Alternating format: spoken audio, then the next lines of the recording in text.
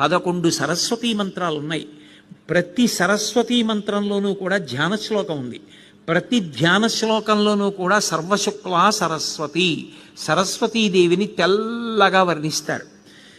11 సరస్వతీ మంత్రాలలో ఉన్నటువంటి ధ్యాన శ్లోకాలలో ఉన్నటువంటి తెల్లని సరస్వతీ స్వరూపాన్ని దృష్టిలో పెట్టుకుని పోతన గారు 11 శ్లోకాలు, 11 శ్లోకాలలో 11 మంత్రాలలో ఉన్న శక్తిని ఒక్క పద్యంలోకి తీసుకొచ్చి సరస్వతి అనుగ్రహం పొందడానికి అవకాశం కల్పించారు. నిజానికి ఇది పిల్లలందరూ ధారణ చేసి రోజు చెప్పుకోవలసిన పద్యం.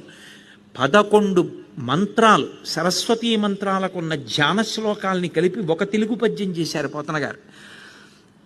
అందులో శారద నీరదేందుగనసార పటీర మరాళ మల్లికాహార తుషార ఫేర రజతాచలకాశ ఫణీశ కుంద మందార సుధాపయోధిసిత తామర సామర వాహినీ శుభాకారత నొప్పు నిన్ను మది కానగ నెన్నడు కల్గు భారతి అంటారు.